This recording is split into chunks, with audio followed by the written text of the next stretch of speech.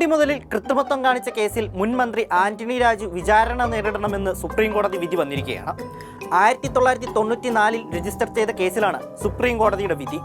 കേസിൽ ആന്റണി രാജു, കോടതിയിലെ തൊണ്ടി സെക്ഷൻ ക്ലർക്ക് എസ് ജോസ് എന്നിവരായിരുന്നു 1ഉം 2ഉം പ്രതികൾ. കുറ്റപത്രം സമർപ്പിച്ച് 18 വർഷത്തിന് ശേഷമാണ് സുപ്രീം കോടതിയുടെ വിധി വന്നിരിക്കുന്നത്. എന്നാൽ കേസിൽ നടന്ന സംഭവവികാസങ്ങളൊക്കെ ഒരു മലയാള സിനിമയിലെ രംഗങ്ങളിൽ കാണാൻ കഴിയും. ആനവാൽ മോതിരം എന്ന ചിത്രത്തിലാണ് കേസിന് അടിസ്ഥാനമായ രംഗങ്ങൾ കാണാൻ കഴിയുക. 1991 ഈ ചിത്രം പുറത്തിറങ്ങുന്നത്. എന്നാൽ ചിത്രത്തിന്റെ രംഗങ്ങൾ യഥാർത്ഥ സംഭവങ്ങളെ അടിസ്ഥാനമാക്കി ചിത്രീകരിച്ചതാണോ എന്നതിൽ വ്യക്തത വന്നിട്ടില്ല.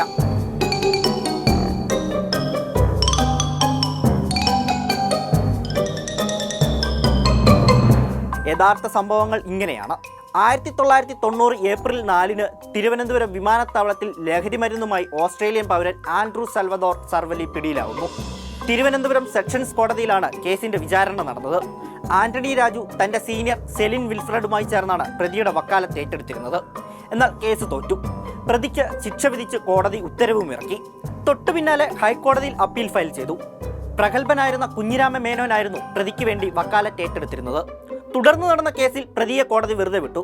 പ്രതിയെ വെറുതെ വിടാൻ പ്രധാന കാരണമായി കോടതി ചൂണ്ടിക്കാട്ടിയത് കേസിലെ പ്രധാന തൊണ്ടിമുതലായി ഹാജരാക്കിയ അടിവസ്ത്രം പ്രതിയുടേതല്ല എന്നതായിരുന്നു. കേസിൽ നിന്ന് മോചിതനായതോടെ പ്രതി ആൻഡ്രൂ രാജ്യം വിടുകയും ചെയ്തു. ഇതിന് സമാനമായ രംഗങ്ങളാണ് ആനവാൽ മോതിരം എന്ന ചിത്രത്തിലും കാണാൻ കഴിയുക.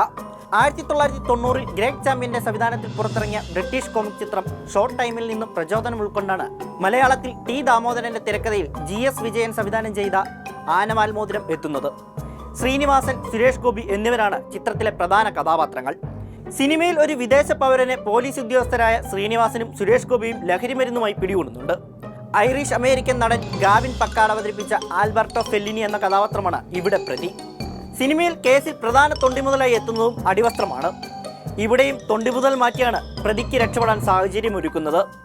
സിനിമയിലെ കോടതി രംഗങ്ങളിൽ പ്രതിയായ ആൽബർട്ടോയ്ക്ക് ധരിക്കാൻ കഴിയാത്ത ഡ്രോയറാണ് പ്രതിഭാഗം കോടതിയിൽ ഉയർത്തിക്കാട്ടുന്നത്. പ്രധാന തൊണ്ടിമുതലായ ഡ്രോയർ ആൽബർട്ടോയ്ക്ക് ചേരാതെ വന്നതോടെ പ്രതിയെ കോടതി വെറുതെ വിടുകയും ചെയ്തു. ഇതിന് സമാനമായാണ് യഥാർത്ഥ തൊണ്ടിമുതൽ കേസും. യഥാർത്ഥ സംഭവത്തിൽ 1990 നടന്ന കേസിൽ ഓസ്ട്രേലിയക്കാരൻ ആൻഡ്രൂ സാൽവദോർ സർവലിയെ വെറുതെ വിട്ടതിന് പിന്നാലെ കേസിൽ കൃത്രിമത്വം നടന്നുവെന്ന് ചൂണ്ടിക്കാട്ടി വിജിലൻസിൽ പരാതി നൽകുന്നു. 3 വർഷം നീണ്ട പരിശോധനയ്ക്കൊടുവിൽ വിഷയത്തിൽ കേസെടുത്ത് അന്വേഷണം നടത്താൻ പോലീസിന് ഹൈക്കോടതി നിർദ്ദേശം നൽകി. 2006 തിരുവനന്തപുരം കോടതിയിൽ കുറ്റപത്രം സമർപ്പിച്ചു. കോടതിയിൽ സൂക്ഷിച്ചിരുന്ന വിദേശിയുടെ അടിവസ്ത്രം ക്ലർക്കിന്റെ സഹായത്തോടെ വാങ്ങിയ ആന്റണി രാജു അത് വെട്ടി ചെറുതാക്കിയെന്ന് ഫോറൻസിക് പരിശോധനയിൽ കണ്ടെത്തിയെന്നാണ് കുറ്റപത്രത്തിൽ പറയുന്നത്. 2014 ഏപ്രിൽ 30 കേസ് വിചാരണയ്ക്കായി പരിഗണിക്കാൻ തുടങ്ങുന്നത്.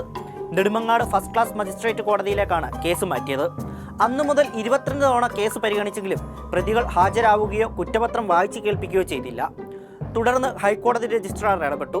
കേസ് പുനരന്വേഷിക്കാൻ 2023 ഹൈക്കോടതി ഉത്തരവിട്ടു.